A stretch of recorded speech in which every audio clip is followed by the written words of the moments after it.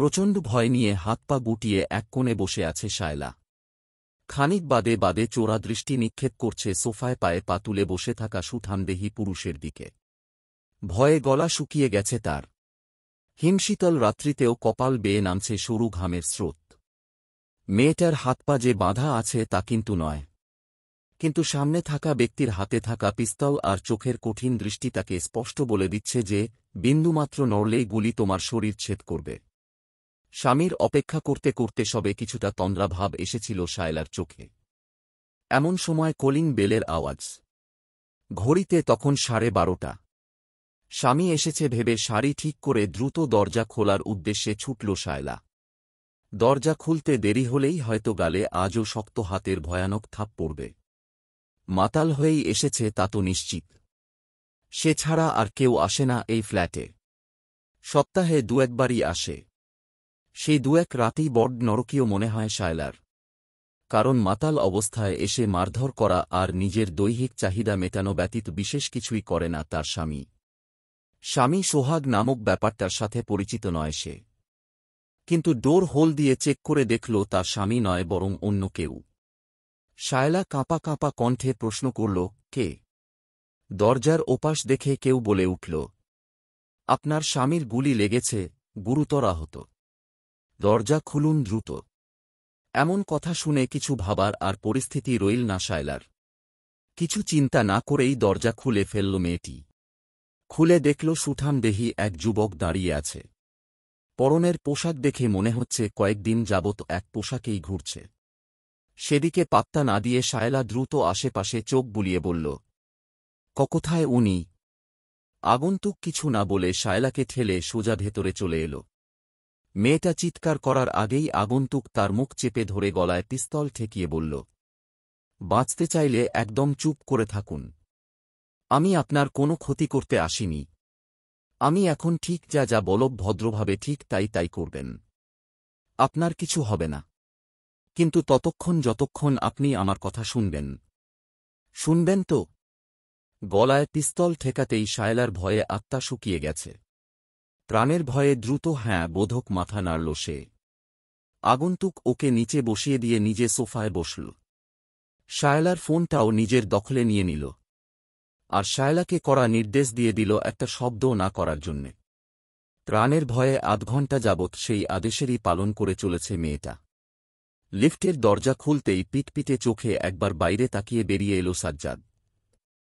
আজকে নিজের 3 নম্বর বউয়ের কাছে আসার তেমন ইচ্ছে ছিল না, কিন্তু রাতে ভরপেট মদ গেলার পর যে মেয়েটার সাথে রাত কাটানোর কথা ছিল সে শেষ মুহূর্তে আসতে পারবে না বলে দিয়েছে। এত রাতে কোনো কলগার্ল পাবে না আর। আগে থেকে বলে না রাখলে পাওয়া মুশকিল। তাই সেই প্রয়োজন মেটাতেই আজ বউয়ের কাছে আসা। তাই তো আসার আগেই ফোন করে জানিয়ে দিয়েছে সে আসছে। ফিরে আসতে আসতে নিজের মনে সেই কল গার্লকে অকথ্য ভাষায় কিছু গালিও দিয়েছে। পা দুটো মৃদু টলছে সাজ্জাদের। টলমলে পায়ে গুনগুনিয়ে গান গাইতে গাইতে নিজের ফ্ল্যাটের দরজার সামনে গিয়ে কলিং বেল চাপল। সে নিজেও জানে না আজ এখানে আসাটা তার জীবনের কত বড় ভুল সিদ্ধান্ত ছিল। এই ভুলের জন্যে হয়তো আফসোস করারও অবকাশটুকু পাবে না সে। দ্বিতীয় কলিং বেলের আওয়াজে চমকে উঠল শায়লা। আগন্তুকের এতক্ষণ স্থির চোখ দুটো চঞ্চল হয়ে উঠল। ঠোঁটের কোণে ফুটে উঠল হালকা বাঁকা হাসি। শিকার এসে গেছে তাহলে। শায়লা তার দিকে তাকাতেই সে তর্জনী আঙুল ঠোঁটে ঠেকিয়ে চুপ থাকার ইশারা করল। এরপর সে উঠে গিয়ে শায়লার সামনে ডান হাঁটু ভেঙে বসে চাপা আওয়াজে বলল, একদম চালাকি করার চেষ্টাও করবেন না, তাহলে দুজনেই মরবেন। দরজা খুলে দিন। শায়লা ভীত দৃষ্টিতে তাকিয়ে আছে শুধু। আরও একবার বেল বাজতেই যুবক উঠে গিয়ে দরজার পাশে দেয়াল ঘেঁষে দাঁড়িয়ে চোখের ইশারায় শায়লাকে আদেশ করল দরজাটা খোলার জন্যে। শায়লা একটা ঢোক গিলে উঠে দরজার কাছে গিয়ে কাঁপা কাঁপা হাতে দরজাটা খুলে দিল। দরজা খুলতেই সাজ্জাদ জঘন্য ভাষায় কয়েকটা গালি দিতে দিতে ভেতরে ঢুকে বলল, কোন নাগর ঢুকাইছিস ঘরে? খুলতে এত দেরি হল কেন? শায়লা ভয়ে আড়ষ্ট হয়ে দাঁড়িয়ে আছে। কথা বলস না কেন বলে সাজ্জাদ রেগে দাঁত দিয়ে নিচের ঠোঁট কামড়ে ধরে যেই চড়টা মারবে বলে হাত তোলে তখনই দরজা বন্ধ হওয়ার শব্দ হয়। সে শব্দ শুনে সাজ্জাদ পেছনে তাকিয়ে দেখে এক সুদর্শন যুবক দাঁড়িয়ে আছে দরজায় হেলান দিয়ে। লোকটাকে চিনতে না পেরে ভ্রু কুঁচকে শায়লার দিকে তাকিয়ে রাগে জ্বলে উঠল সাজ্জাদ। সত্যিই তাহলে নাগর জুটিয়ে রেখেছে। তেরে গিয়ে শায়লার চুলের মুঠি ধরল সে। শায়লা ব্যথায় কুঁকিয়ে উঠল। সাজ্জাদ চিবিয়ে চিবিয়ে বলল, শালি, শরীরে এত জ্বালা তোর? আমি আসি না বলে ঘরে ব্যাটা মানুষ এনে ঢুকাইছিস? এত সাহস? ওনাকে ছাড়। ঠান্ডা গলায় কথাটা শুনে তীব্র ক্রোধে আগন্তুকের দিকে তাকাল সাজ্জাদ। কিন্তু তাকিয়ে থমকে গেল সে। নেশা কেটে গেল নিমেষেই। যুবকের হাতে পিস্তল দেখেই যা বোঝার বুঝে গেল সাজ্জাদ। দ্রুত পেছন থেকে পিস্তল বের করতেই একটা ফ্লাওয়ার ভাস ছুঁড়ে মারল যুবক সাজ্জাদের হাতে। পিস্তল পড়ে যাওয়ার সাথে সাথে যুবক দ্রুত এগিয়ে সেটা তুলে নিজের অধীনস্থ করে নিল। সাজ্জাদ তেরে আসতে নিলেই আগন্তুক পিস্তলের পিছন দিক দিয়ে ওর কানে তীব্র আঘাত করল। কান ধরে আর্তনাদ করে বসে পড়ল সে। সাজ্জাদের পিস্তলের ম্যাগাজিনটা রিলিজ করে সাইডে ফেলে দিল সে। সাজ্জাদের কান বেয়ে রক্ত গড়িয়ে পড়ছে। যুবকটি এগিয়ে গিয়ে কলার ধরে তুলে দাঁড় করাল তাকে। শায়লার উদ্দেশ্যে বলল, খুন সহ্য না হলে ভেতরের রুমে চলে যান। শায়লা এক মুহূর্ত দেরি না করে দৌড়ে ভেতরে চলে গেল। আপনি বাঁচলে তবেই তো বাপের নাম। এদিকে খুন শুনেই রক্তহীন হয়ে গেছে সাজ্জাদের। ওর পিস্তল নেই এমন সুঠামদেহী যুবকের সাথে খালি হাতে পারবে না। মৃত্যু নিশ্চিত। আগন্তুক সাজ্জাদকে সোফায় ধাক্কা দিয়ে ফেলতেই সাজ্জাদ কাঁপা গলায় বলল, ককে আপনি? আমাকে মেরে আপনার কি ললাভ? আগন্তুক সাজ্জাদের পাশ দিয়ে সোফার ওপর বা পা রেখে বলল, নাম শুনলে ঠিক চিনবি। আমার নামটা মুখস্থ আছে তোর। সেটা বড় কথা না। বড় কথা হলো তোকে মেরে আমার কি লাভ? কোন লাভ নেই। আমি তোকে মারতেও চাইছি না। শুধু একটা প্রশ্ন করব। উত্তর দিয়ে দিলে আমি তোকে মারব না। কি প্রশ্ন? সাজ্জাদের কথা শুনে আগন্তুক নির্বিকারভাবে পকেট থেকে ফোন বের করে স্ক্রিনটা সাজ্জাদের মুখের সামনে তুলে ধরে বলল, কোথায় আছে ও? সাজ্জাদ অবাক হয়ে তাকিয়ে রইল মোবাইলের স্ক্রিনে। কিছুক্ষণ তাকিয়ে থেকে জিভ দিয়ে নিজের ঠোঁট ভিজিয়ে বলল, আমি জানি না। অচেনা যুবক কৃত্রিম হাসল। যদিও এখন তার মুখের ওই হাসিটুকু কৃত্রিমই হয়। হেসে আবার পিস্তলের পেছন দিয়ে ঠোঁটের ওপর দিয়ে আঘাত করল। ব্যথায় আবারও চেঁচিয়ে উঠল মাতাল সাজ্জাদ। ঠোঁট দিয়ে গলগল করে রক্ত পড়ছে। এমনিই মাতাল ছিল। এমন মার খেয়ে মাথা নুইয়ে পড়ল তার। আগন্তুক পিস্তলটা ওর গলায় লাগিয়ে মাথা তুলে ধরে বলল, এত ওয়াফাদারি ভালো না। প্রয়োজনে তোকে সরিয়ে ফেলতে ওরা দুবারও ভাববে না।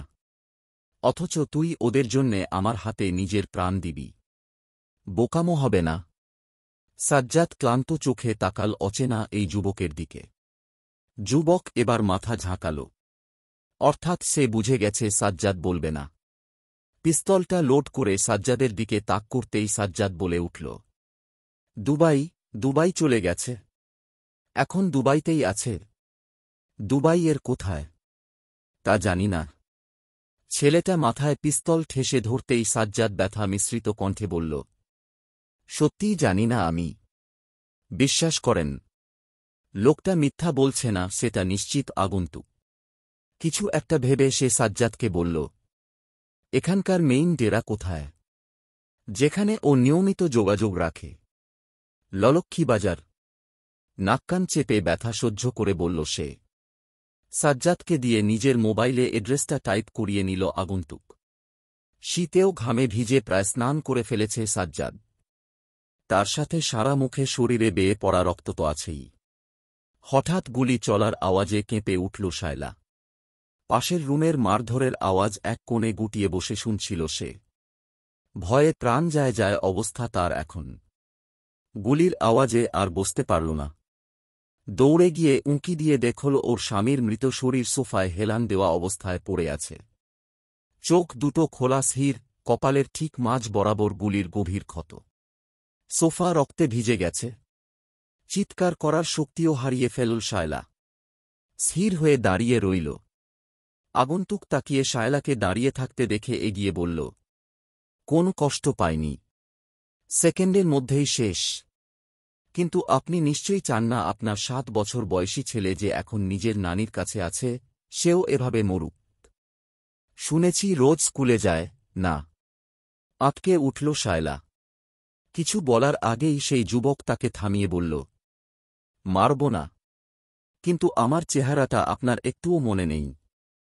আর যদি ভুল করেও মনে পড়ে তো নিজের ছেলেকে ভুলে যেতে হবে। মনে থাকবে। শায়লা বুদ্ধিমতী। এই আচেনা পুরুষ ঠিক কি বলতে চাইছে বুঝতে একটু অসুবিধা হয়নি তার। মাথা ঝাঁকিয়ে সম্মতি দিল শুধু। আগন্তুক মৃদু হেসে প্রস্থান করল ওই জায়গা থেকে। সে জানে শায়লা একান্তই বাধ্য না হলে পুলিশকে ওর ব্যাপারে কিচ্ছু বলবে না। এই নরপশুর মৃত্যুতে স্ত্রীর বিন্দুমাত্র আক্ষেপ নেই, বরং সে খুশি হয়েছে। এখন দ্রুত এই জায়গাটা ছাড়তে হবে, লোকজন চলে আসার আগেই। তার এখন অনেক কাজ বাকি। শেষ কাজ। শায়লা স্থির দৃষ্টিতে তাকিয়ে আছে স্বামীর মৃত শরীরের দিকে। চোখ বন্ধ করে অশ্রু বিসর্জন দিল সে। কষ্টের নয়, মুক্তির কান্না এটা। দিনরাত এই পিশাচের মৃত্যু কামনা করে গেছে এতদিন। আজ অবশেষে মুক্তি মিলল। সাজ্জাদের জন্যে যমদূত, ওর জন্যে দেবদূত হয়ে এসেছে যেন। কিন্তু কে এই আগন্তুক? প্রচণ্ড বিধ্বস্ত দেখাচ্ছিল তাকে। সুদর্শন ওই মুখটাও ছিল অনুভূতিহীন। লালচে চোখ আর এলোমেলোভাবে সদ্য গজানো খোঁচা দাড়ি স্পষ্ট বলে দিচ্ছিল তার নির্ঘুম রাতের কথা। অনুভূতিহীন মুখটার পেছনে যেন লুকিয়ে আছে তার বিধ্বস্ত হওয়ার গল্প, এক লোমহর্ষক গল্প। শায়লা বুদ্ধিমতী। এই আচেনা পুরুষ ঠিক কি বলতে চাইছে বুঝতে একটু অসুবিধা হয়নি তার। মাথা ঝাঁকিয়ে সম্মতি দিল শুধু। আগন্তুক মৃদু হেসে প্রস্থান করল ওই জায়গা থেকে। সে জানে শায়লা একান্তই বাধ্য না হলে পুলিশকে ওর ব্যাপারে কিচ্ছু বলবে না। এই নরপশুর মৃত্যুতে স্ত্রীর বিন্দুমাত্র আক্ষেপ নেই, বরং সে খুশি হয়েছে। এখন দ্রুত এই জায়গাটা ছাড়তে হবে, লোকজন চলে আসার আগেই। তার এখন অনেক কাজ বাকি। শেষ কাজ। শায়লা স্থির দৃষ্টিতে তাকিয়ে আছে স্বামীর মৃত শরীরের দিকে। চোখ বন্ধ করে অশ্রু বিসর্জন দিল সে। কষ্টের নয়, মুক্তির কান্না এটা। দিনরাত এই পিশাচের মৃত্যু কামনা করে গেছে এতদিন। আজ অবশেষে মুক্তি মিলল। সাজ্জাদের জন্যে যমদূত, ওর জন্যে দেবদূত হয়ে এসেছে যেন। কিন্তু কে এই আগন্তুক? প্রচণ্ড বিধ্বস্ত দেখাচ্ছিল তাকে। সুদর্শন ওই মুখটাও ছিল অনুভূতিহীন। লালচে চোখ আর এলোমেলোভাবে সদ্য গজানো খোঁচা দাড়ি স্পষ্ট বলে দিচ্ছিল তার নির্ঘুম রাতের কথা। অনুভূতিহীন মুখটার পেছনে যেন লুকিয়ে আছে তার বিধ্বস্ত হওয়ার গল্প, এক লোমহর্ষক গল্প। কান থেকে টেলিফোনটা নামিয়ে আগে গজগজ করতে লাগল ইন্সপেক্টর আজিজ রহমান। একটা কেস নিয়ে তৃতীয়বার কমিশনারের ঝাড়ি খেয়ে আগে অপমানে কান লাল হয়ে উঠেছে তার। তার ক্যারিয়ারে কোনো কেস নিয়ে এত নাকানি চুবানি খেতে হয়নি তাকে। তবে একজন খাইয়েছে, বেশ ভালোভাবেই খাইয়েছে। লম্বা একটা শ্বাস ফেলে টেলিফোনটা তুলে নিয়ে এসআইকে ডেকে পাঠাল তার রুমে। এর মধ্যেই পিয়ন এসে চায়ের কাপ রেখে দিয়ে গেল টেবিলে। বিরক্তিতে অস্থির হয়ে চায়ের চাপটা তুলে নিল আজিজ। চায়ের কাপে প্রথম চুমুক দিতে দিতে এসআই ফারুক চলে এল। দরজার কাছে দাঁড়িয়ে বলল, may I come in sir? Aziz চোখ তুলে তাকিয়ে বলল, আসুন। মাথা নিচু করে ভেতরে এলো ফারুক। ইন্সপেক্টর চায়ের কাপ টেবিলে রেখে বললেন, কমিশনার সাহেবে ফোন করেছিলেন। কাল বনানীতে নাকি আরেকটা খুন হয়েছে। ওটা আমাদের এরিয়া না, কিন্তু তারই বিভাগের আলাদা আলাদা জায়গাতে দেখতে দেখতে 6টা খুন হয়ে গেল, অথচ কোন সমাধান নেই। এই নিয়েই বেশ চাপে আছেন। আমার এখানের 3টা কেস এখনো ঝুলে আছে, আর তাই রিল্যাক্স হতে আমায় ঝেড়ে দিল। তবে এখন মনে হচ্ছে আমরা শান্তি পাব। ফারুক একটু অবাক দৃষ্টিতে তাকিয়ে বলল, কিভাবে স্যার? ইন্সপেক্টর চায়ের কাপটা রেখে একটু হেসে বলল, বুঝলে না, খুনগুলো খুব মিস্টেরিয়াস। যেটুকু তথ্য আমরা পাঠাতে পেরেছি তাতে বোঝা যাচ্ছে গভীর কোন ষড়যন্ত্র আছে এর মধ্যে, খুব গভীর। ফারুক কৌতূহলী চোখে বলল, তবে কি এবার গোয়েন্দা বিভাগ থেকে দেখবে কেসটা? ইন্সপেক্টর আজিজ চেয়ারে হেলান দিয়ে কিছু ভাবতে ভাবতে বলল, দেখা যাক। উত্তরার এক ফ্ল্যাটের দরজায় বারবার বেল বাজিয়ে যাচ্ছে ইরা। রাগে দুঃখে মাথা ধরে আসার জোগাড় হয়েছে তার। ধরারই কথা, ফ্ল্যাটের ভেতরে থাকা ব্যক্তিকে কাঁচাই চিবিয়ে খাবে আজ ও। সবকিছুর একটা সীমা থাকে। লোকটা সব সীমা অতিক্রম করে ফেলছে দিন দিন। বেশ গভীর ঘুমে আচ্ছন্ন ছিল তুহিন। কাল অনেক রাতে বাড়ি ফিরেছিল সে। আসলে অনেক দিন যাবৎ লেগে থাকার পরেই অবশেষে কালকে একটা ক্রিটিক্যাল কেস সলভ হয়েছে। সেই খুশিতে বন্ধুদের নিয়ে ক্লাবে চলে গিয়েছিল, হালকা ড্রিঙ্কও করেছে। অনেকদিন পর খাওয়াতে অল্পেই অবস্থা বেগতিক। ফ্ল্যাটে এসেই সাথে সাথেই লুটিয়ে পড়েছে বিছানায়। ঘুমের ঘোরে কলিং বেলের আওয়াজকে ওর কাছে জেনারেলের কড়া নির্দেশনার মতো লাগছে। একগাদা কাজের ভার চাপিয়ে দিচ্ছে ওর কাঁধে, কঠিন ভাষায় আদেশ করে যাচ্ছে পরবর্তী পদক্ষেপের। আর ও খুব মনোযোগ দিয়ে শুনছে প্রতিটা শব্দ। বারবার ইয়েস স্যার বলে নিজের একাগ্রতা জাহির করে চলেছে। কিন্তু কলিং বেল একটানা বাজতে থাকায় ধীরে ধীরে তুহিনের মস্তিষ্ক বুঝতে পারল এটা আসলে কলিং বেলের আওয়াজ। কিছু একটা ভেবে ঝট করেই উঠে বসল ও। ঘুম যেন দৌড়ে পালাল। দেয়াল ঘড়ির দিকে তাকিয়ে দেখল 11:30 বাজে। চোখ বন্ধ করে একটা আফসোসের শ্বাস নিল তুহিন। মনে মনে বলল, তুহিন, আজ তুই শেষ। তাড়াতাড়ি উঠে টি শার্ট পরে নিয়ে দ্রুত চলে গেল দরজা খুলতে। দরজা খুলে দেখল ইরা দাঁড়িয়ে আছে ভ্রু কুঁচকে। তুহিনকে দেখে ইরা হাত ভাঁজ করে চোখ ছোট ছোট করে তাকিয়ে রইল। লম্বা চোড়া, হলুদ ফর্সা, এলোমেলো চুলের ছেলেটাকে দেখে নিল ভালোভাবে। তুহিন একটা বোকা হাসি দিয়ে প্রেয়সীর মন ভোলানোর চেষ্টা করল বটে, কিন্তু তাতে বিশেষ কোন লাভ হল না। ইরা নিজের হাতের ঘড়ির দিকে ইশারা করে বলল, কটা বাজে? তুহিন বুঝে গেছে অবস্থা বেগতিক। কিন্তু পরিস্থিতি তো সামাল দিতে হবে। তাই একটু হেসে বলল, 11:30। কেন? তোমার ঘড়ির ব্যাটারি শেষ। ওয়েট আজই লাগিয়ে দেব। না, নতুন ঘড়ি কিনে দেব। ইরা তুহিনকে দুহাতে ঠেলে ভেতরে নিয়ে নিজেও ভেতরে গিয়ে বলল, আজ আমাদের একসাথে ব্রেকফাস্ট করার কথা ছিল। সারাদিন ঘোরার কথা ছিল। আর তুমি ঘুমিয়েই 12টা বাজিয়ে দিলে। এরকম ছুটি তুমি রোজ পাও তুহিন? তুহিন অসহায় মুখ করে বলল, সরি সুইটহার্ট। কি করব বলো? কাল ফিরতে অনেক রাত হয়ে গেছে। তবুও আমি অ্যালার্ম দিয়ে রেখেছিলাম। কিন্তু অ্যালার্ম তোমার কানে ঢোকেনি, তাই না? তুহিন মুখ কাচুমাচু করে বলল, ভীষণ ক্লান্ত ছিলাম তো, তাই হয়তো এরকমটা হল। স্যারকে সব বুঝিয়ে তবেই না আসতে পেরেছি। ইরা টলমলে চোখে তুহিনের দিকে তাকিয়ে বলল, আর আমার কথাটাও তো মাঝে মাঝে ভাবতে পারো তুহিন। অনেকদিন পর আজ ফ্রি ছিলে তুমি। তুহিনের এবার একটু খারাপ লাগল। মেয়েটার মলিন মুখ ওর ভালো লাগে না। সে এগিয়ে গিয়ে ইরার দু গালে হাত রেখে বলল, আমার মনে হয় কালকেও আমি ফ্রি থাকব। কাল যাব আমরা, ঠিক আছে? ইরা হাত সরিয়ে অভিমানী গলায় বলল, কাল আবার তোমার কাজ থাকবে আমি জানি।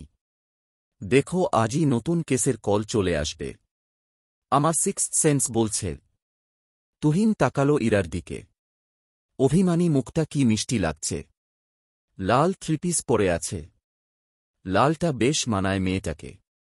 তুহিন পেছন থেকে ইরাকে জড়িয়ে ধরে বলল, আচ্ছা, আজ তাহলে আমরা বাড়িতে সময় কাটাই একসঙ্গে।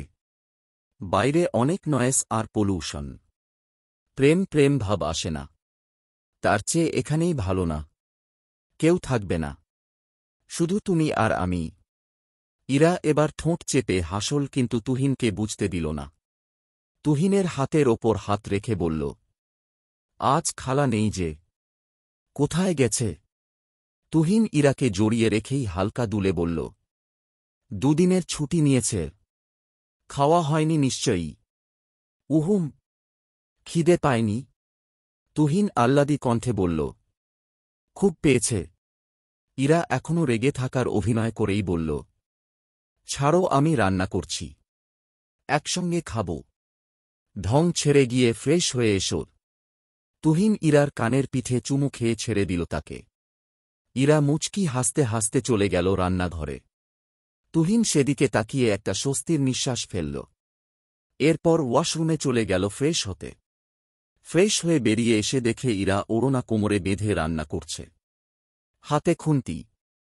তুহিন ভাবছে যদি ইরা জানতে পারে কেন আজ উঠতে দেরি হয়েছে ওকে আস্ত রাখবে না আজ আর, ওই খুন্তি দিয়েই পিটিয়ে ছাড়বে। সেই দৃশ্য কল্পনা করতেই শুকনো ঢোক গিলল তুহিন। গোয়েন্দা বিভাগের সবচেয়ে সাহসী ইনভেস্টিগেটর নাকি এই সাধারণ এক রমণীকে এত ভয় পায়। ভাবা যায়, ইরার সিক্স সেন্স মিথ্যা বলছিল না। সত্যি আজ সকাল সকালই অফিস থেকে ফোন চলে এসেছে তুহিনের। ফোনটা করেছে ওর সহকারী। তার কথা শুনে মনে হচ্ছে সিরিয়াস কিছু। গতপরশুই এত ভয়ানক একটা স্মাগলিং কেসের সমাধান করে আজই আবার এত সিরিয়াস একটা কেসের জন্যে ডাক পড়ে যাবে ভাবেনি সে। ইরা ভেবেছিল হয়তো দীর্ঘ ৩ বছরের সম্পর্কের অভিজ্ঞতা এটা। পোশাক পরতে পরতে কথাটা ভেবে হাসল তুহিন। একদম রেডি হয়ে ফোনটা হাতে নিয়ে দ্রুত গতিতে টাইপিং করল সে। অফিস থেকে ফোন চলে এসেছে। তোমার সিক্স সেন্স ভীষণ স্ট্রং। তবে পরের ছুটিতে আমরা নিশ্চিত বাইরে যাচ্ছি। এবার দূরে কোথাও যাব, পাক্কা। Love you. কথাটা টাইপ করে ইরার নাম্বারে পাঠিয়ে দিয়ে হাসল তুহিন। ও জানে আজ আর রিপ্লে আসবে না। হয়তো দুদিনের জন্যে ওর নাম্বার ব্লক লিস্টেও থাকতে পারে। এসব নতুন কিছুই না। সবকিছু ঠিকঠাক চেক করে দরজা ভালোভাবে লক করে বেরিয়ে পড়ল নিজের গন্তব্যে। গোয়েন্দা বিভাগের অফিসের এক করিডরে কফির মগ হাতে নিয়ে দাঁড়িয়ে আছে সহকারী ইনভেস্টিগেটর তমাল আহমেদ। সে আজ খুব উত্তেজনার মধ্যে আছে। ডিজি স্যারকে বেশ চিন্তিত মনে হল দেখে। আর ডিজি স্যার কপালে চিন্তার রেখা ফেলে চিফ ইনভেস্টিগেটর তুহিনকে ডাকা মানেই আবার একটা রোমাঞ্চকর কোন তদন্তের সাক্ষী হতে যাচ্ছে ও। ভাবতেই উত্তেজনায় বসে থাকা দায় হচ্ছে। তুহিন অফিসে ঢুকতেই করিডোরে তমালকে দাঁড়িয়ে থাকতে দেখে ভ্রু কুঁচকে ফেলল। এভাবে এখানে দাঁড়িয়ে ছট করছে কেন ছেলেটা? ও এগিয়ে যেতে যেতে তমালও ওকে দেখে ফেলল।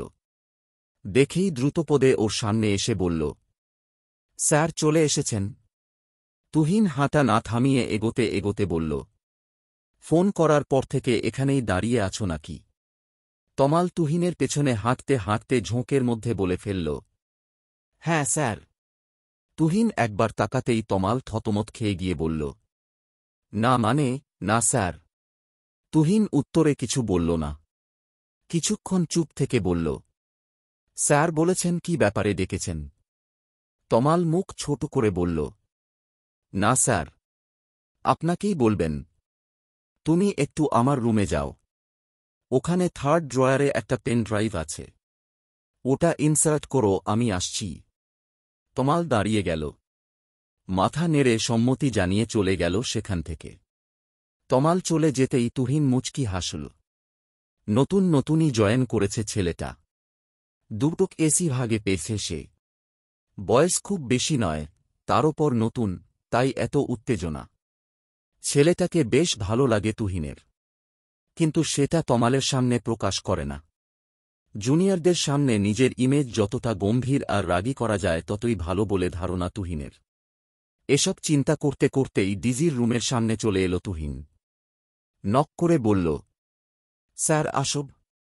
বেশ গভীর ভাবনায় মগ্ন ছিলে ডিরেক্টর জেনারেল সাফায়াত হুসাইন।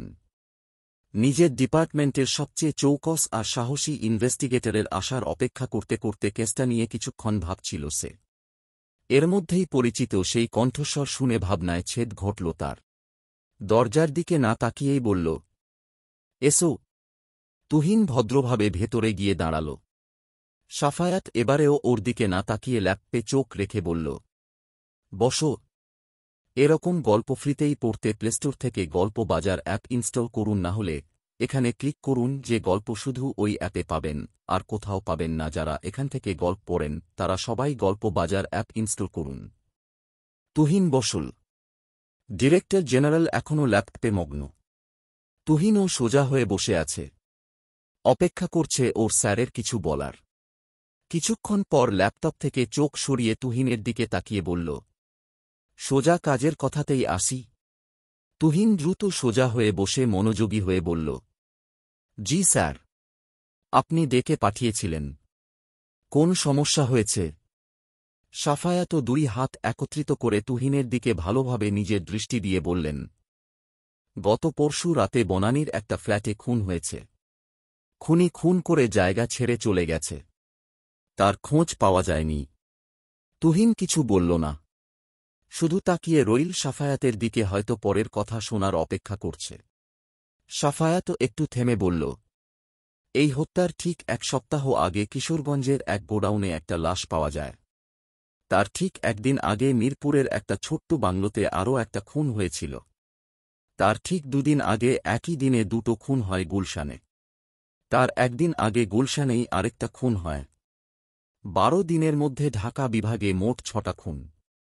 কিন্তু কোন থানার পুলিশ এখনও অবধি এই 6টা কেসের একটা কেসও সলভ করতে পারেনি।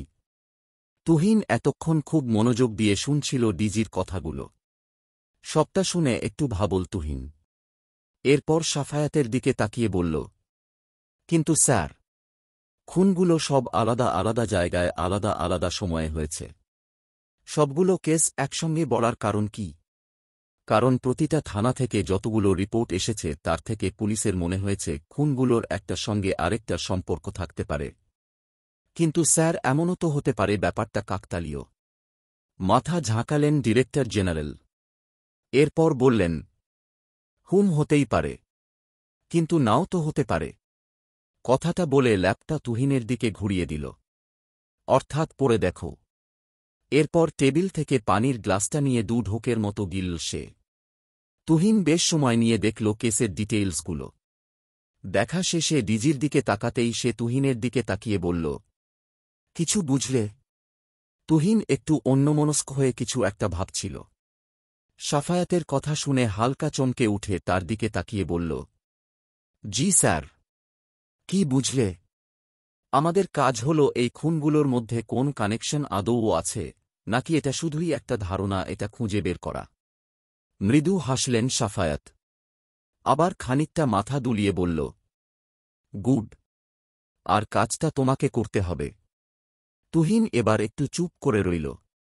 খুনের জায়গাগুলো আর সময়গুলো নিজের মনের মধ্যে একবার আওড়ে নিয়ে বলল, স্যার, আমার মনে হয় আমাদের আজই কাজে নেমে পড়া উচিত। কারণ যদি খুনগুলোর পরস্পরের সাথে সম্পর্ক থেকে থাকে তাহলে আমার ধারণা এখানেই শেষ নয়, আরও খুন হতে চলেছে। জেনারেল আবার ল্যাপটে চোখ রেখে বলল, আমিও সেটাই ভাবছি। এই জন্যই সকাল সকালই ডেকে পাঠালাম তোমাকে। আজই বেরিয়ে পড়।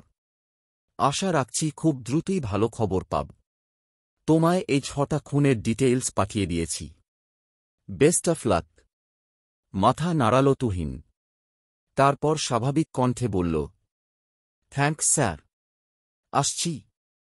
কোন জবাব দিলেন না ডিরেক্টর জেনারেল। ওনার চোখ টেবিলে রাখা ল্যাপটে।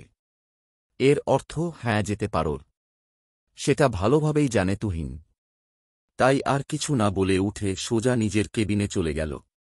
সাফায়াত হোসেন ডিপার্টমেন্টের মধ্যবয়স্ক গম্ভীর ডিরেক্টর জেনারেল। তবে এই কঠিন মানুষটি বাইরে প্রকাশ না করলেও মনে মনে যে তুহিনকে খুব স্নেহ করে সেটা বোঝে তুহিন। রুমে ইনভেস্টিগেটর তুহিন আসতেই দাঁড়িয়ে গেল তার সহকারী তমাল।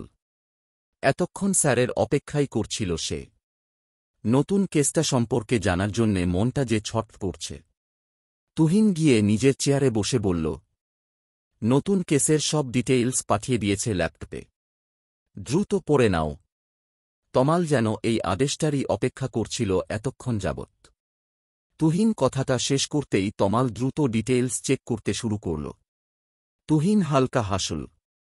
তবে সেটা তমালের আড়ালে। বেশ সময় নিয়ে বুঝে বুঝে পড়ে নিল তমাল। পড়া শেষ করে তুহিনের দিকে তাকাতেই তুহিন তমালের দিকে তাকিয়ে কাগজ ঠিক করতে করতে বলল, কিছু বুঝতে পারলে? তমাল ঠিকঠাক হয়ে বসে বলল, স্যার, আপনার কি মনে হয় কেসগুলো কানেক্টেড? আমার মিশ্র অনুভূতি হচ্ছে। তুহিন উঠে দাঁড়িয়ে বলল, এটাই তো কাজ এখন। চলো। তমাল উঠে দাঁড়িয়ে বলল, কোথায়? বনানী। কারণ শেষ খুনটা ওখানেই হয়েছে। মৃদু হাওয়া বইছে চারপাশে। মাঘের শীতের মধ্যে এই মৃদু হাওয়া ঠান্ডায় শরীর জমিয়ে দিচ্ছে যেন। আকাশে পূর্ণ চাঁদ জ্বলজ্বল করছে। গাছের পাতা থেকে মাঝে মাঝে শিশিরের ফোঁটা পড়ার শব্দ হচ্ছে। নিজের বুকে প্রেয়সীকে আগলে নিয়ে বসে আছে যুবক। মাঝে মাঝে চুলে নাক ডুবিয়ে চুল থেকে আসা হালকা সুগন্ধ উপভোগ করছে সে। রমণীয় এই যুবকের বুকে যেন স্বর্গসুখ খুঁজে পায়। তাই পরম নিশ্চিন্তে লেপ্টে আছে নিজের প্রেমিক পুরুষের বুকে। বেশ কিছুক্ষণ পর চোখ বন্ধ রেখে রমণী বলল, সারা জীবন এভাবে বুকে আগলে রাখবেন আমায়? তোমার কি মনে হয়? মৃদু হেসে জানতে চাইল যুবক। রমণী চোখ খুলে মাথা হালকা ওপরে তুলে বলল, আপনাদের কোন ভরসা নেই? এই বিষয়ে তো একদমই না। আপনারা তো হৃদয়হীন হন। আবারও হাসল যুবক। রমণীর খোলা চুলে নিজের আঙ্গুল গলিয়ে দিয়ে বলল, আগে ছিলাম, হৃদয়হীনই ছিলাম। কিন্তু এই হৃদয়হীনের হৃদয় হয়ে এসেছ তুমি। লজ্জা পেয়ে আবারও যুবকের সাথে লেপ্টে গেল রমণী। যুবকও পরম শান্তিতে প্রেয়সীকে আগলে নীল নিজের সাথে। হঠাৎই খেয়াল করল ওর বুকে কেউ নেই। শূন্য হয়ে গেছে বক্ষ। দ্রুত পাশে তাকিয়ে দেখল পাশেও নেই তার প্রেয়সী। দ্রুত উঠে দাঁড়াল সে। আকাশের সেই পূর্ণ গোল চাঁদ আর নেই। চারপাশে ঘুটঘুটে অন্ধকার। পূর্ণিমা রাত যেন মুহূর্তেই আমাবস্যা রাতে পরিণত হল। চারপাশে এত সুন্দর গাছপালা আর নেই। দূর দূর পর্যন্ত শুধুই অন্ধকার। চারপাশে কোথাও খুঁজে পেল না সে তার প্রেয়সীকে। পাগলের মতো খুঁজতে খুঁজতে ব্যর্থ হয়ে হাঁটু ভেঙে বসে পড়ল সে। নিঃস্ব মনে হল নিজেকে। একদম নিঃস্ব। এক প্রকার লাফিয়ে উঠে বসল লক্ষ্মীবাজারের একটা পুরনো বিল্ডিং-এর 3 তলার একটা রুমে ঘুমিয়ে থাকা যুবক।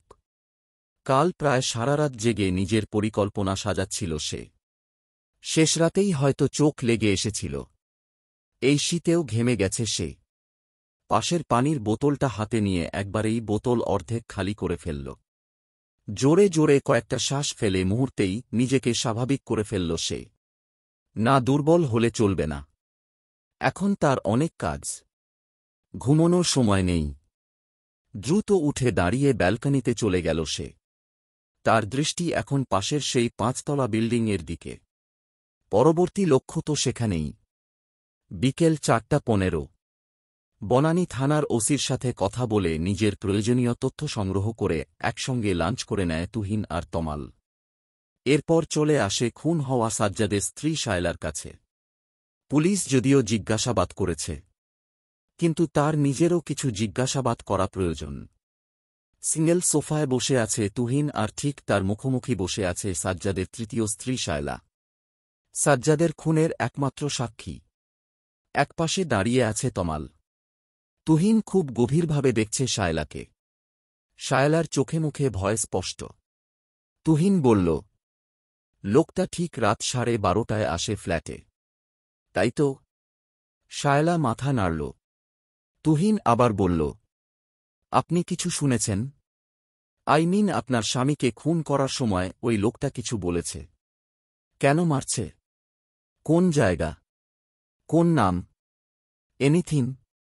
শায়লা মাথা নেড়ে না করল। তুহিন চোখ ছোট ছোট করে তাকাল তার দিকে। শায়লা একটা ঢোক গিলে বলল, আমি ভয় পেয়ে পাশের রুমে চলে গিয়েছিলাম। তেমন কিছুই শুনতে পাইনি। তবে আমি এপাশ থেকে শুধু শুনছিলাম লোকটা কারো ঠিকানা জানতে চাইছিল। তুহিন আর তমাল দুজনেই চমকে উঠল। তুহিন একটু উত্তেজিত কণ্ঠে বলল, কার ঠিকানা? কোন নাম বলেছে? না, শুধু আমার স্বামীকে একবার লক্ষ্মীবাজার বলতে শুনেছিলাম। মাথা নাড়ল তুহিন। তমাল কিছু একটা ভেবে বলল, আপনি জানতেন আপনার স্বামীর তৃতীয় স্ত্রী আপনি? শায়লা মাথা নিচু করে হ্যাঁ বোধক মাথা নাড়ল। তুহিন বলল, খুনির চেহারা দেখেছেন নিশ্চয়ই? শায়লা চমকে তাকাল। মনে পড়ে গেল খুনির সেই ভয়াবহ হুমকি। জিভ দিয়ে নিজের ঠোঁট ভিজিয়ে শায়লা বলল, দেখেছি, কিন্তু আমার মনে নেই। তুহিন ভ্রু কুঁচকে বলল, একটুও মনে নেই। না বোধক মাথা নাড়ল শায়লা। তুহিনের চোখে চোখ রাখতে পারছে না সে। তুহিন তীক্ষ্ণ দৃষ্টিতে শায়লার দিকে তাকিয়ে থেকে বলল, ধন্যবাদ। প্রয়োজনে আমরা আপনাকে আবার ডাকব।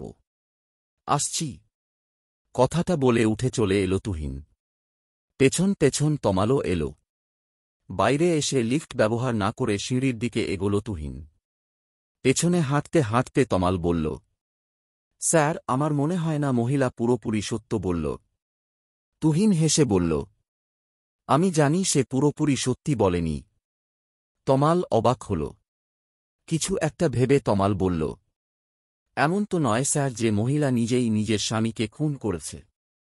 তুহিন সিঁড়ি দিয়ে নামতে নামতে বলল, হতে পারে, তবে সেটা হলে ওনার সাথে কেউ অবশ্যই ছিল। কানে আর ঠোঁটে শক্ত কিছু দিয়ে জোরে আঘাত করা হয়েছে। সাজ্জাদের সাথে গায়ের জোরে উনি পেরে উঠবেন না, সেটা নিশ্চিত। তবে স্বামীর মৃত্যুতে মহিলা বিন্দুমাত্র কষ্ট পাননি। তমাল মাথা নেড়ে বলল, প্রেমিক হতে পারে স্যার, হয়তো পরকীয়ার কেস। তুহিন বলল, কিছুই অসম্ভব না তমাল, যা কিছু হতে পারে। তুমি। এর মধ্যেই তুহিনের ফোন বেজে উঠল। ফোনটা হাতে নিয়ে দেখল ইরার ফোন।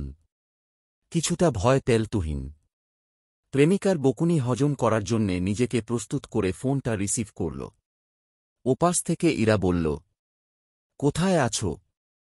তুহিন ইতস্তত করে কণ্ঠস্বর স্বাভাবিক রেখে বলল, এখন বনানীতে আছি। সকালের মেসেজ দেখেছ তো? ইরা কঠিন গলায় বলল, না দেখিনি। দেখতে চাইও না, আর দেখবও না। থাকো যেখানে খুশি, শুধু আমার কাছে না আসলেই হল। আসলে তোমাকে আমি খুন করব তুহিন, মাথায় রেখো। তুহিন কিছু বলার আগেই ইরা ফোন কেটে দিল। তুহিন মুখ কাচুমাচু করে কান থেকে ফোন নামিয়ে রাখল। তমাল নিজের স্যারের মুখের দিকে তাকিয়ে মৃদু হাসল। একমাত্র এই নারীর ফোন এলেই তুহিনের এমন মুখ দেখার সৌভাগ্য হয় তার। তুহিন তমালকে হাসতে দেখে চোখ রানিয়ে তাকাতেই তমাল অনেক কষ্টে নিজের মুখ স্বাভাবিক করে ফেলল। তুহিন গলা ঝেড়ে বলল, হ্যাঁ, যা বলছিলাম। তুমি কেসের ডিটেইলস চেক করে দেখেছ? সাজ্জাদ আন্ডারওয়ার্ল্ডের ব্ল্যাকহোল গ্রুপের একজন কুখ্যাত সন্ত্রাসী। তমাল মাথা নেড়ে বলল, জি স্যার। এই গ্রুপটা সম্পর্কে কমবেশি সবাই শুনেছে, কিন্তু আজ অবধি এর বিরুদ্ধে কোনো প্রমাণ পাওয়া যায়নি। না কাউকে ধরা গেছে। নিচে নেমে গাড়িতে উঠতে উঠতে তুহিন বলল, এক্স্যাক্টলি। আর বাকি যে খুনগুলো হয়েছে প্রত্যেকের মধ্যে একটাই মিল। সবার ব্যাকগ্রাউন্ড একটাই, আন্ডারগ্রাউন্ড। আর এটাই আমায় ভাবতে বাধ্য করছে যে সবগুলো মার্ডার হয়তো কানেক্টেড। কিন্তু সমস্যা হল ছজনেই আলাদা আলাদা দুটো গ্যাংয়ের সন্ত্রাসী। যে কোনো একটা পক্ষ হলে বোঝা যেত আরেক পক্ষ কাজটা করছে, কিন্তু শিকার দুই পক্ষ থেকেই হচ্ছে। তাহলে শিকারীটা কে? তমাল ফ্রন্ট সিটে বসে বলল, তৃতীয় পক্ষ হতে পারে, তবে অন্য কিছু হতে পারে। কি স্যার? তুহিন বাইরে তাকিয়ে কিছু ভাবতে ভাবতে বলল, সর্ষের মধ্যে ভূত। কথাটা শুননি তমাল? তমাল বুঝল ব্যাপারটা। ও নিজে কিছুটা চিন্তা করে বলল, স্যার, যদি খুনগুলো কানেক্টেড হয় তাহলে? তুহিন কিছু একটা ভেবে বলল, তাহলে পরবর্তী খুন খুব তাড়াতাড়ি হতে চলেছে, অথবা ইতিমধ্যে হয়ে গেছে। কিন্তু সেটা কোথায়? হঠাৎ করেই তুহিনের মাথায় এল শায়লার বলা কথাটা। ওই আগন্তুককে সাজ্জাদ লক্ষ্মীবাজারের কথা বলছিল। লক্ষ্মীবাজার কথাটা বিড়বিড় করে বলতে বলতে উত্তেজিত হয়ে উঠল তুহিন। মনে মনে কিছু একটা ক্যালকুলেট করে হাতের ঘড়ির দিকে তাকাতেই মুখ দিয়ে বেরিয়ে এল, শীত। লক্ষ্মীবাজারের গাবতলী রোড ছাড়িয়ে একটা 5তলা বিল্ডিং এর ছাদে দাঁড়িয়ে আছে তুহিন। ঠিক তার পাশেই দাঁড়িয়ে আছে ওখানকার থানার ওসি মিস্টার শিকদার। তাদের সামনেই পড়ে আছে একজন 30-32 বছর বয়সী যুবকের লাশ। তমাল হেঁটে হেঁটে পুরো ছাদটা চেক করছে। ওসি বেশ উৎসাহ নিয়ে তাকিয়ে আছে তুহিনের দিকে। বেশ কয়েকবার নাম শুনেছে গোয়েন্দা বিভাগের এই ইয়াং, ইন্টেলিজেন্ট এবং সাহসী ইনভেস্টিগেটরের কথা। আজ বিকেল 5টার দিকে হঠাৎ করেই ফোন এলো তার থানায়। ফোনটা তুহিনের ছিল এবং সে নিজে থেকেই জিজ্ঞেস করে ওখানে কোন খুন হয়েছে কিনা, যদি হয়তো সাথে সাথে ওকে জানাতে এবং এলার্ট থাকতে। শিকদার বেশ অবাক হয়েছিল। কোন খুন হয়েছে বা হতে চলেছে, আর সেটা আগে থেকেই তুহিন জানে কিভাবে? হয়তো নতুন ইনভেস্টিগেশন করছে, তদন্ত করতে গিয়েই হয়তো জানতে পেরেছে। ওসি আরও অবাক তখন হয়েছে যখন তার ঠিক কিছুক্ষণ পরেই ফোন আসে গাবতলী রোডের ওদিকে খুন হয়েছে। খবরটা শুনেই ওসি সোজা স্পটে চলে যায় এবং সাথে সাথে তুহিনকেও জানায়। কিন্তু ছেলেটা এসে থেকে তেমন কথা বলেনি, শুধু গভীরভাবে পর্যবেক্ষণ করেছে লাশটাকে। এই লাশটার মাথার বা পাশে লেগেছে গুলিটা। মৃত্যু ওই গুলিতেই হয়েছে, তবে খুনের আগে বেশ হাতাহাতি হয়েছে। শরীরে থাকা আঘাতের চিহ্নগুলো তাই বলছে। প্রচণ্ড আফসোস হচ্ছে তুহিনের। ও জানত খুন হতে চলেছে, এটাও জানত খুনটা কোথায় হতে চলেছে, কিন্তু তবুও কিছু করতে পারল না। পারার কথাও ছিল না, কারণ শেষ মুহূর্তে এসে বুঝেছিল সবটা। তমাল তুহিনের দিকে এগিয়ে এসে বলল, স্যার, আশেপাশে আর কোনো বুলেটের স্পট বা বুলেট নেই। আমার মনে হচ্ছে মৃত লোকটা গুলি চালানোর সময় পায়নি। তুহিন লাশটা দেখতে দেখতে বলল, ফিঙ্গারপ্রিন্টগুলো কালেক্ট করেছ? Yes sir. আর লোকটা যেই রুমে ছিল সেই রুমটা আটকে দিয়েছ তো? হ্যাঁ স্যার। এভিডেন্সগুলো সব ফরেন্সিকে পাঠিয়ে দাও দ্রুত। রেজাল্ট যেন খুব তাড়াতাড়ি আসে আমার কাছে। তমাল মাথা নেড়ে চলে গেল। ওসি এতক্ষণ বেশ মনোযোগ দিয়ে দেখছিল তুহিনকে। তুহিন নিজে কিছু বলছে না, তাই ওসি এগিয়ে গিয়ে বলল, স্যার, আমি আশেপাশে জিজ্ঞেস করেছি, কিন্তু কেউ কিছুই বলতে পারল না। কেউ দেখেনি খুনিকে। তুহিন ওসির দিকে তাকিয়ে বলল, থানায় খবর কে দিয়েছে? এই বিল্ডিংয়ের মালিক। কোথায় উনি? আমি কথা বলব ওনার সাথে। মিস্টার শিকদার ছাদের পাশে দাঁড়িয়ে থাকা লোকগুলোকে জিজ্ঞেস করতেই তাদের মধ্যে একজন এগিয়ে এসে বলল, আমি স্যার। তুহিন তাকালো লোকটার দিকে। 5 ফুট 4-5 ইঞ্চি হাইটের, ফর্সা, মাথায় টাক পরা লোকটার দিকে ভালোভাবে তাকিয়ে বলল, আপনার নাম? লোকটা দাঁত বের করে হেসে বলল, জামাল। আমার নাম জামাল মাদবর। তুহিন লাশটার দিকে ইশারা করে জামালকে জিজ্ঞেস করলেন, এনাকে চেনেন? চিনি না মানি। খুব ভালো কইরাই চিনি। এইডা তো সুজন। বহুদিন হইল এই বিল্ডিং এই থাকে। একাই থাকে? ওনার পরিবার? না ছাড়, একলাই থাকে। কি আর কমু ছাড়, এতগুলা দিন হইল এইখানে থাকে, কিন্তু একটা মাসের ভাড়াও দেয় নাই। নিজের বাপের সম্পত্তি বুইজা থাকত। তুহিন এতক্ষণ চারপাশ দেখতে দেখতে প্রশ্ন করছিল। জামালের কথা শুনে ভ্রু কুঁচকে জামালের দিকে তাকিয়ে বলল, কেন? আপনি ভাড়া চাইতেন না? ভাড়া না দিলে রেখেছেন কেন? খেমতা ছাড়, খেমতা। এগো লগে লাগনের সাহস আমগো আছে কন? তুহিন কৌতূহলী কণ্ঠে বলল, কেন? কি এমন করত সুজন? এরকম গল্প ফ্রিতেই পড়তে প্লেস্টোর থেকে গল্প বাজার অ্যাপ ইনস্টল করুন, না হলে এখানে ক্লিক করুন। যে গল্প শুধু ওই অ্যাপে পাবেন, আর কোথাও পাবেন না। যারা এখান থেকে গল্প পড়েন তারা সবাই গল্প বাজার অ্যাপ ইনস্টল করুন। জামাল আশেপাশে একবার তাকিয়ে তুহিনের দিকে এগিয়ে চাপা আওয়াজে বলল, ওই ছেমরা তো একটা গুন্ডা। এর লেইগ্গা তো এই বিল্ডিং এ কোনো মাইয়া রাহি না। ব্যাটায় আস্ত লুইচ্চা। 2টা ধর্ষণ করছে এই বিল্ডিং এই। একটারে তো উঠাইয়া নিজের ফ্ল্যাটে নিয়াই ধর্ষণ করছে। মারার হুমকি দিয়া মুখ বন্ধ কইরা রাখে সবগুলার। কেউ কিছু কইতে পারে নাই। এরপর থেক্কাই এইহানে মাইয়া রাহিনা। তুহিন আরও অবাক চোখে তাকিয়ে বলল, দুটো ধর্ষণ হয়েছে এখানে, আর আপনারা কেউ পুলিশকে জানাননি? ভিকটিম মেয়ে দুটোও না? কইলাম তো ছাড়। পরাণের ডর নাই কার? নিজে বাঁচলে সেনা বাপের নাম। হুনছি সে মস্ত বড় এক সন্ত্রাসী দলের লোক। কথায় কথায় মানুষ মারে। এর লগে পিস্তলও দেখছি আমি। তুহিন একটুও চমকাল না। যখন লক্ষ্মীবাজারের খুনের কথাটা শুনেছে তখনই অনুমান করে ফেলেছিল এই সুজন ও সাজ্জাদের মতোই আন্ডারওয়ার্ল্ডের কেউ।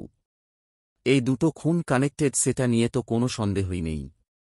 তবে এখন ওরও মনে হচ্ছে পুলিশ টিমের ধারণা সত্যি। বাকি খুনগুলো এর সাথে জড়িত।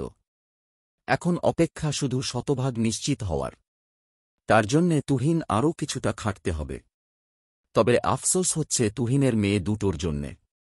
পত্রিকায় নিয়মিত ২-৩টা ধর্ষণের কেস তো অহরহ, কিন্তু এরকম অসংখ্য ধর্ষণের ঘটনা পত্রিকায় তো দূর থানা অবধিও পৌঁছাতে পারে না। তার মানে আবারও একটা নরকসুর মৃত্যু হল। তবে যে এই জানোয়ারগুলোর জীবন নিচ্ছে সে কে?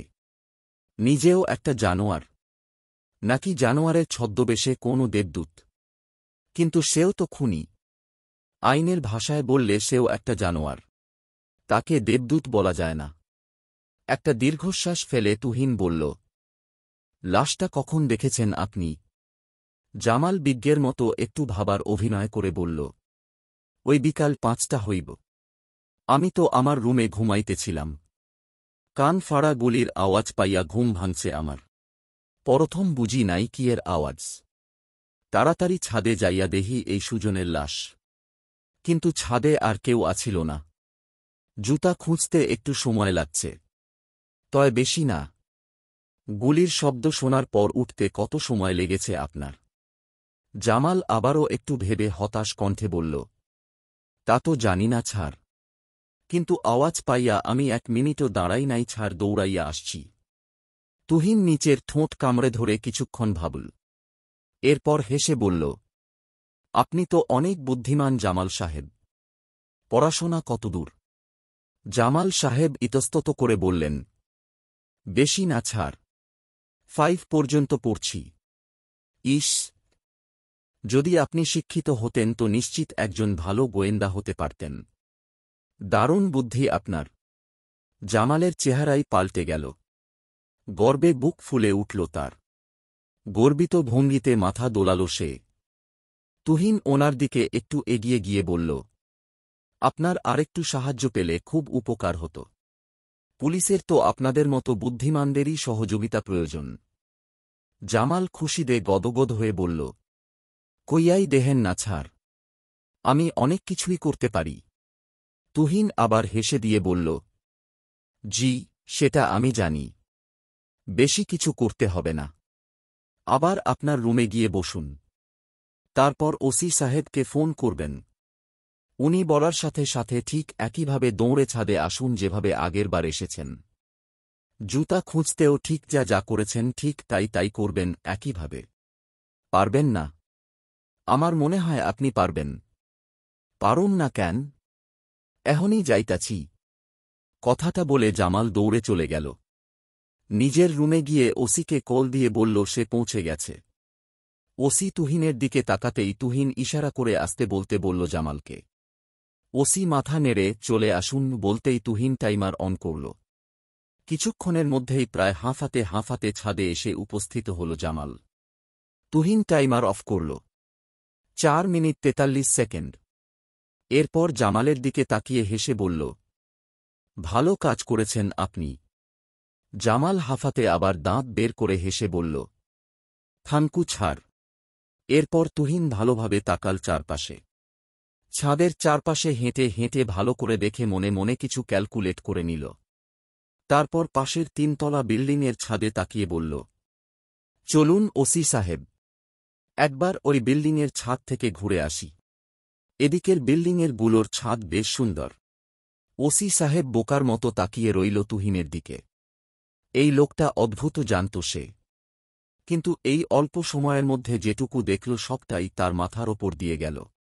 তদন্ত করতে এসে এলাকার ছাদ ঘুরতে যাচ্ছে, এ কেমন কথা? রাতে নিজের ফ্ল্যাটে আসতে আসতে বেশ রাত হয়ে গেল তুহিনের। লক্ষ্মীবাজারের পাশের বিল্ডিং যাওয়ার কারণ ছিল একটাই। সময়সহ সব ক্যালকুলেট করার পর ওর ধারণা হয় খুনি ওখান দিয়েই পালিয়েছে। কিন্তু ওই বিল্ডিংটাই কেন? সেই প্রশ্নটাও জাগে তুহিনের মনে। সেই উত্তর খুঁজতেই ওই বিল্ডিংয়ের মালিকের খোঁজ করে সে। কিন্তু বিল্ডিং এর মালিক এখন বাড়িতে নেই। ২ দিন পরে আসবে। নাম্বারটাও বন্ধ আছে। আশেপাশে সবাইকে জিজ্ঞাসাবাদ করেও বিশেষ কিছু জানতে পারেনি তুহিন। সবাই শুধু গুলির আওয়াজই শুনেছে, কিন্তু কেউ দেখেনি এই খুনিকে। খুনি ভীষণ চালাক, সেটা নিয়ে কোনো সন্দেহ নেই, কিন্তু কোনো একটা ক্লু নিশ্চয়ই পাবে। পেতেই হবে ওকে। তুহিন ফ্রেশ হয়ে ক্লান্ত শরীরে বেরিয়ে আসতেই দেখে নিজের হাতে ভাত মেখে নিয়ে এসেছে মাহমুদা বেগম। ৪৮ বছর পেরিয়ে যাওয়া মহিলা উনি। তুহিন নিজের ২০ বছর বয়স থেকেই দেখছে ওনাকে। ওদের বাড়িতে কাজ করে ওদের সাথেই থাকত। বয়স অনেক হলেও এখনও খুব সুন্দর লাগে তাকে দেখতে। রূপ সুন্দর হলেও কপাল ছিল ততটাই খারাপ। অকালেই বিধবা হতে হয় তাকে। এরপর আর দ্বিতীয় বিয়ের কথা চিন্তাও করেননি। কয়েক বছর হল তুহিনের সাথেই থাকে। তুহিনকে নিজের সন্তানের মতোই ভালোবাসে সে। বোনের মেয়ের বিয়ে ছিল, সেখানেই গিয়েছিল দুদিনের ছুটি নিয়ে। তুহিন হেসে তোয়ালেটা রেখে বলল, তুমি মাখতে গেলে কেন খালা? আমি নিজে খেতে পারতাম। মাহমুদা ভ্রু কুঁচকে বলল, তা আমি জানি। সারাদিন দৌড়াদৌড়ি করে এসে কোনোরকম চামচ দিয়ে ২-৩ বার মুখে পুরেই বলতে খাওয়া শেষ। তোমাকে আমি চিনি না। সারাদিন এত এত ভার থাকে মাথায়। ঠিকভাবে না খেলে হয়। তুহিন হাসল। একদম মায়ের মতো শাসন করে মাহমুদা ওকে। ওর যে মা নেই সেটা সহজেই ভুলে যায় ও। বিছানায় গিয়ে একদম বাচ্চা ছেলের মতো আসাম করে বসে বলল, দাও, খাইয়ে দাও। মাহমুদা পরম স্নেহে খাইয়ে দিচ্ছে আর কথা শুনিয়ে যাচ্ছে তুহিনকে। তুহিন তাকিয়ে আছে তার দিকে। বাবা মা দুজনেই মারা গেছে। মা জন্মের কয়েক মাসের মাথাতেই মারা গেছে, আর বাবা গত হয়েছেন ৪ বছর আগে। মাহমুদার কাছ থেকেই মায়ের স্নেহটুকু পায় তুহিন। সে ওনাকে এখন মায়ের মতোই ভাবে। অদ্ভুত মায়া জন্মে গেছে এই মহিলার ওপর। আবার ফোন বেজে উঠল তুহিনের। পাশেই রাখা ছিল ফোনটা। তুহিন না তাকিয়ে বুঝে গেল এটা ইরারই কল। ও ভেবেছিল খেয়ে রিল্যাক্স হয়েই ইরাকে ফোন করবে, কিন্তু তার আগে ইরা নিজেই ওকে ফোন করে বসল। অথচ বিকেলেই কি সুন্দর বলছিল, সামনে পেলেই নাকি খুন করবে তুহিনকে। তুহিন একবার মাহমুদার দিকে তাকিয়ে তারপর ফোনটা রিসিভ করল। ওপর পাশ থেকে ইরা একরাশ বিরক্তিমাখা কণ্ঠে বলল, সমস্যা কি তোমার? বিকেলবেলা আমি রেগে ফোনটা রেখে দিলাম, অথচ তুমি একটাবারও কল ব্যাক করার প্রয়োজন মনে করলে না। মানছি নতুন কেস নিয়ে হয়তো ভীষণ ব্যস্ত ছিলে, তাই বলে ৫টা মিনিট বের করে আমাকে একটা কল করা যেত না তুহিন? এমন কেন তুমি? তুহিন চুপচাপ বসে খাবার চিবুতে চিবুতে এতক্ষণ প্রিয়তমার অভিযোগ শুনছিল। ইরা থামতেই তুহিন সময় নিয়ে মুখের খাবারটা শেষ করে বলল, একটু আগেই ফিরলাম। অনেক জায়গায় যেতে হয়েছে আজ। কেসটা বেশ জটিল বুঝলে। না জানি আর কত কিছু করতে হয়। তুহিনের কণ্ঠস্বর বেশ ক্লান্ত শোনাচ্ছে। বোঝাই যাচ্ছে যে অনেক পরিশ্রম গেছে তুহিনের ওপর আজ। ইরার রাগ এবার কোমল। কিছুটা সময় চুপ থেকে নরম গলায় বলল, খেয়েছ? তুহিন একবার মাহমুদার দিকে তাকিয়ে বলল, হ্যাঁ খালা খাইয়ে দিচ্ছে। খুব ক্লান্ত লাগছে তাই না? হ্যাঁ কিছুটা, কিন্তু আরেকটু কাজ আছে। কিছু ইনফরমেশন কালেক্ট করে করে কালকের প্ল্যান করে নিতে হবে, বলে খালার হাত থেকে আরেক লোকমা মুখে নিল তুহিন। ইরা ভাবল এখন যদি দুজন কথা বলতে শুরু করে অনেক রাত হয়ে যাবে। এরপর আবার কাজ করতে বসলে ঘুমাবে কখন ছেলেটা? এসব কথা ভেবে ইরা বলল, আচ্ছা তুমি খাও, আর বেশি রাত জেগো না। আমি রাখছি, কাল কথা হবে। না, আমি খেয়ে কল করছি তোমাকে। না, তার আর দরকার নেই। আমার ঘুম পাচ্ছে খুব। বাই। তুহিন হেসে আস্তে করে বলল, বাই। ও জানে ইরার ঘুম পাচ্ছে না। ওর যাতে বেশি রাত জাগতে না হয় সেই কারণেই এমনটা বলল। মেয়েটার ভালোবাসা দেখে মাঝে মাঝে অবাক হয় তুহিন। এত ভালোবাসা পাওনা ওর। ফোনটা কান থেকে নামিয়ে রাখতেই মাহমুদা তুহিনের মুখে খাবার দিতে দিতে বলল, বলি কি, এবার মেয়েটাকে বিয়ে করেই নিয়ে এসো। সময়ও দিতে পারবে আর আমার ঘাড়ে থেকে তোমাকে সামলানোর চাপটাও কমবে। তুহিন ঠোঁট চেপে হাসল। কিছুটা লজ্জা পেয়েছে হয়তো। মাহমুদা বলল, থাক, আর লজ্জা পেতে হবে না। যেটা বলছি সেটা করে ফেলো দেখি বাপু। তুহিন মাথা চুলকাতে চুলকাতে বলল, হাতের কেসটা সলভ করি, এরপর দেখা যাবে। তুমি খাওয়াও। মাহমুদা বেগম তুহিনকে খাইয়ে দিয়ে রুম থেকে চলে গেলেন। বেশি রাত না জাগার উপদেশ দিয়ে যেতে ভুললেন না। তুহিন পানি খেয়ে বিছানায় বসে কেসের ডিটেইলস এ চোখ বুলাচ্ছিল। এর মধ্যেই কল চলে এলো। কলটা তমালের। তুহিন রিসিভ করতেই তমাল সালাম দিল। সালামের জবাব দিয়ে তুহিন বলল, ফরেনসিক থেকে রিপোর্ট চলে এসেছে। তমাল রিপোর্টে চোখ বুলিয়ে বলল, জি স্যার। ভিকটিমের ফিঙ্গারপ্রিন্ট আমাদের রেকর্ডে আছে। উনি আন্ডারওয়ার্ল্ডেরই একজন স্যার। Dark night group. কিন্তু সেই একই কাহিনী।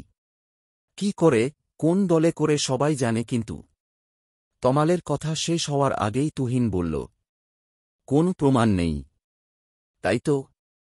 কিন্তু সাজ্জাদ তো ব্ল্যাক হোল গ্রুপের ছিল, তাই না? জি স্যার। আমিও অবাক হয়েছি। সবাই বেশ অবাক। কি হচ্ছে কিছুই বুঝতে পারছি না। তুহিন বেশ অবাক হল। কারণ গোটা ডিটেইলস নিয়ে আরেকবার ভাবার পর ও 90% শিওর ছিল যে সুজনও ব্ল্যাক হোলেরই কেউ হবে। লজিকটাও সিম্পল ছিল।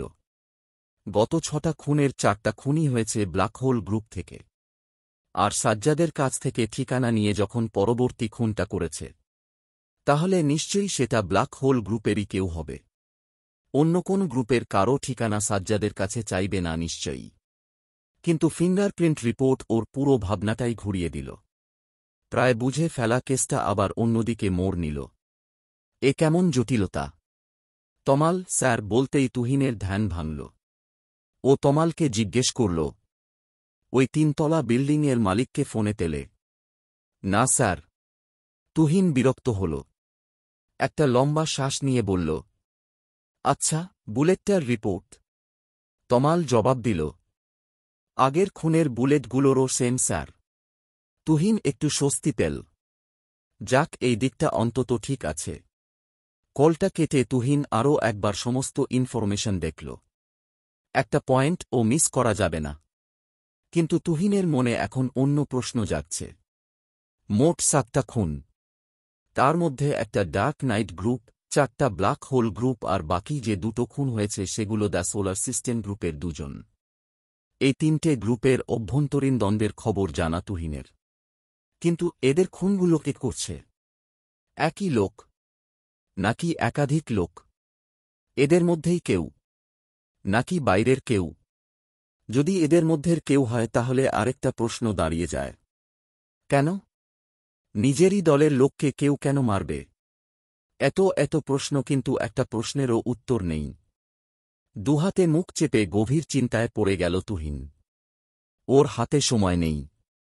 ওর বিশ্বাস এই হত্যালীলা এখনও শেষ হয়নি। আরও মৃত্যু এখনও বাকি। তার আগেই কিছু করতে হবে। প্রায় 5 মিনিটের মতো চিন্তা করার পর হঠাৎই ওর মাথায় কিছু একটা এলো। আরও একবার ল্যাপটপের স্ক্রিনে ভালোভাবে চোখ বুলিয়ে নিল। কিছুক্ষণ দেখে এরপর দ্রুত তমালকে একটা মেসেজ পাঠাল। মেসেজের রিপ্লে আসতেও বেশি সময় লাগল না। তুহিন একটু হেসে ভাবল, তুমি যতই চালাক হও আমিও কম নই। তুমি জাত অপরাধী হলে আমি জাত ইনভেস্টিগেটর। তুমি যেই হও খুব তাড়াতাড়ি দেখা হবে। কিছুক্ষণ আগে ডিটেইলস চেক করে আরেকটা জিনিস খেয়াল করেছে তুহিন। সবগুলো খুন আলাদা আলাদা জায়গায় হলেও 3টে খুন হয়েছে একটা এলাকাতেই। শুধু তাই না, এই হত্যালীলা শুরুও হয়েছে সেখানে। সেটা হল গুলশান। তুহিনের মন বলছে এই খুনের শেকড় গুলশানেই। আর এই রহস্যের সমাধান করতে হলে ওকে শেকড়েই পৌঁছাতে হবে। এই কাহিনী শেষ করতে হলে ওকে সেখানেই যেতে হবে যেখানে এই কাহিনী শুরু হয়েছে। গুলশান। মাঘ মাসের রাত। কনকনে শীতের এই রাতে প্রায় সবাই যেখানে লেপ বা কম্বলের নিচে আশ্রয় নিয়েছে, সেখানে পাতলা একটা টি শার্ট পরে ফাঁকা বিশাল মাঠের পাশে গাছের সাথে হেলান দিয়ে দাঁড়িয়ে আছে যুবক। শীতগরম নামক এই অনুভূতি যেন অনেক আগেই মরে গেছে। অনুভূতিহীন পাথরের ন্যায় অক্ষিযুগল স্থির হয়ে আছে দূরের সোডিয়ামের সেই আলোতে। এলোমেলোভাবে গজিয়ে ওঠা খোঁচা খোঁচা দাড়ি আর উস্কোখুস্কো চুল যেন তার নিজের প্রতি তীব্র বিতৃষ্ণার প্রতীক। হঠাৎ ফোনটা বেজে উঠতেই বাঁকা হাসল সে। এই ফোনের অপেক্ষাতেই তো ছিল। ফোনটা পকেট থেকে বের করে রিসিভ করতেই ওপাশ থেকে কেউ বলে উঠল, সুজন, জায়গাটা ছেড়েছিস তো? দেখ, তোদের সবার লাইফ কিন্তু এখন রিস্কে আছে। একজনের জন্যে সবাই মরব। আমার ভাই কোথায়? কোথায় আছিস তুই? কথা বলছিস না কেন? এই সুজন। যুবক হেসে দিয়ে বলল, দুবাই বসে বসে ভাইয়ের খবর নিলে হবে?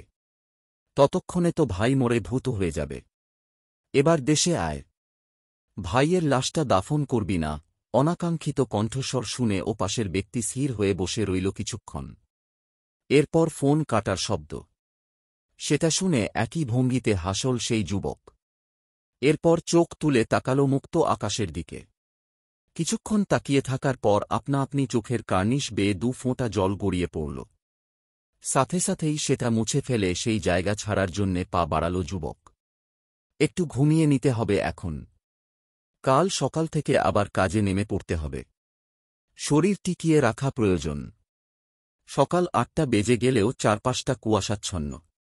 বেশি দূর দেখা যাচ্ছে না। এই শীতের মধ্যেও ঢাকা শহর নামক ব্যস্ত নগরীর ব্যস্ততা একটুও কমেনি। এই কুয়াশাচ্ছন্ন সকালেই সবাই বেরিয়ে পড়েছে নিজ নিজ কাজের উদ্দেশ্যে। বিভিন্ন স্ট্যান্ড আর রাস্তার ধারে কেউ নিজের সন্তান নিয়ে স্কুল বাসের জন্যে অপেক্ষা করছে, কেউ নিজের কর্মক্ষেত্রে যাওয়ার জন্যে। রাস্তায় নিজের গতিতে ছুটে চলেছে যানবাহন। গরম পোশাক গায়ে জড়িয়ে নিজেকে যথাসম্ভব উষ্ণ রাখার চেষ্টা করেই একেকজন পৌঁছে যাচ্ছে নিজের গন্তব্যে। সকাল সকালই গাড়ি নিয়ে তুহিনের ফ্ল্যাটের সামনে এসে হাজির হয়েছে তমাল। এখান থেকে আগে অফিসে যাবে। ডিজির সাথে কথা বলে যাবে ফরেন্সিক ল্যাব। এরপর সোজা গুলশান, যেখানে এই জটিল হত্যাকাণ্ডের শেকড় লুকিয়ে আছে। তুহিন বাদামি রঙের জ্যাকেট গায়ে জড়াতে জড়াতে বিল্ডিং এর নিচে নেমে এল। অপেক্ষমান গাড়ির দিকে এগিয়ে দরজা খুলে পেছনের সিটে বসে ফ্রন্ট সিটে বসা তমালকে উদ্দেশ্য করে বলল, চলো। তমাল ড্রাইভারকে গাড়ি স্টার্ট করতে বলল। তারপর ঘাড় ঘুরিয়ে পেছনে তুহিনের দিকে তাকিয়ে বলল, স্যার, কাল এত রাত হয়ে গিয়েছিল, তাই আর ফোন করে ডিস্টার্ব করিনি। হঠাৎ গুলশান যাওয়ার পরিকল্পনা করলেন যে? তুহিন নিজের ঘড়ি ঠিক করতে করতে বলল, কারণ খুনের শুরুটা সেখানেই হয়েছে। শুধু সেটাই না, প্রথম 3টে খুনই সেখানে হয়েছে। তমাল একটু চিন্তা করে বলল, কিন্তু স্যার, ওইসব খুনের সাথে তো সাজ্জাদ আর সুজনের খুনের সম্পর্ক নাও থাকতে পারে। যেহেতু আমরা কালকেই দেখলাম সুজন আলাদা দলের লোক। তাহলে বাকিগুলোর? তুহিন বাইরে তাকিয়ে কুয়াশার ওপর গভীর দৃষ্টি নিক্ষেপ করে বলল, সেটাই তো সমস্যা তমাল। কালকের ভিকটিমের আইডেন্টিটি আমাদের ঝামেলায় ফেলে দিয়েছে। এখন অনেকগুলো প্রশ্ন এসে দাঁড়িয়ে গেছে, যার উত্তর না পাওয়া অবধি বলা অসম্ভব হয়ে যাচ্ছে খুনগুলো কানেক্টেড কিনা। তমাল কিছুক্ষণ ভেবে বলল, এরকম গল্প ফ্রিতেই পড়তে প্লেস্টোর থেকে গল্প বাজার অ্যাপ ইনস্টল করুন, না হলে এখানে ক্লিক করুন। যে গল্প শুধু ওই অ্যাপে পাবেন, আর কোথাও পাবেন না। যারা এখান থেকে গল্প পড়েন তারা সবাই গল্প বাজার অ্যাপ ইনস্টল করুন। স্যার, আমার আর মনে হয় না খুনগুলো কোনোভাবে কানেক্টেড। না হলে এভাবে আলাদা আলাদা। এইটুকু বলে থামল তমাল। আর কি বলা যায় বুঝে উঠতে পারছে না। তুহিনের কিছু একটা মনে পড়তেই ও বলল, ওই 3তলা বিল্ডিংয়ের মালিককে এখনও ফোনে পাওনি? তমাল বিরক্তি নিয়ে বলল, না স্যার, ফোন সুইচড অফ। না জানি কোথায় গিয়ে পড়ে আছে। কিন্তু স্যার, খুনটা তো 5তলা বিল্ডিংটাতে হয়েছে, তাই না? পাশের 3তলার মালিককে দিয়ে আমাদের কি কাজ? তুহিন খানিকটা হেসে বলল, কারণ জামাল সাহেবের নিজের রুম থেকে ছাদে এসে পৌঁছাতে লেগেছে 4 মিনিট 43 সেকেন্ড। আর উনি গুলির আওয়াজ শোনার সাথে সাথেই বেরিয়েছিলেন। আর খুনি অবশ্যই গুলি চালানোর পর নিশ্চিত হয়ে নিয়েছে যে সুজন মরেছে কিনা। আর সেটা করতে মিনিমাম 1 মিনিট অবশ্যই লেগেছে। তাহলে কত বাকি রইল? তমাল সাথে সাথেই বলল, স্যার, 3 মিনিট 43 সেকেন্ডের মতো। কারেক্ট। কিন্তু ওই বিল্ডিংয়ের উত্তর দিক ঘেঁষে একটা 10তলা বিল্ডিং আছে। ওঠার জন্যে কোনো পাইপ বা অন্য কিছু ওদিকে নেই। অন্য কোন পদ্ধতিতে যদি ওঠেও তাহলেও 3 মিনিটে অসম্ভব। আর পূর্ব দিকে কোনো বিল্ডিং নেই। নিচে রাস্তা আর দোকান। গুলি চলার পর দোকানে বা রাস্তায় থাকা সবার চোখ ওই বিল্ডিং এর দিকেই ছিল। যেহেতু কেউ দেখেনি খুনিকে, তাই ওদিক দিয়ে পালানোর প্রশ্নই ওঠে না। দক্ষিণ দিকের বিল্ডিংটা 6 তলা, কিন্তু ওটার ছাদের দরজা আটকানো ছিল, যা আমি টর্চ দিয়ে খুব ভালোভাবে দেখেছি। আর বাকি সাইডে ছিল বাজার, অর্থাৎ ওই জায়গা দিয়েও পালানোর কোনো রকম চান্স নেই। বাকি রইল কোন জায়গা? তমাল এতক্ষণ অবাক হয়ে তুহিনের কথা শুনছিল। তুহিনের প্রশ্নে নিজেকে স্বাভাবিক করে গলা ঝেড়ে বলল, ওই 3 তলা বিল্ডিং স্যার। তুহিন এবার বাইরের প্রকৃতি থেকে চোখ সরিয়ে সোজা তমালের দিকে নিজের দৃষ্টিপাত করে বলল, আর ওই বিল্ডিংয়ের ছাদটাও খোলা ছিল। আশপাশ দিয়ে নামারও উপায় ছিল না, কারণ একটাই, বাজার। তার মানে খুনি সোজা ওই বিল্ডিংয়ের ভেতরে ঢুকেছিল। আর আমি ওই বিল্ডিংয়ের সবগুলো ফ্ল্যাট চেক করেছি। যতগুলো পরিবার আছে তার মধ্যে সন্দেহভাজন কেউ নেই। তবে বাড়িওয়ালার ফ্ল্যাট ছাড়াও 2টো ফ্ল্যাট ফাঁকা। আমার মনে হয় খুনি ওই 2টো ফ্ল্যাটের কোন একটা ফ্ল্যাটে ছিল।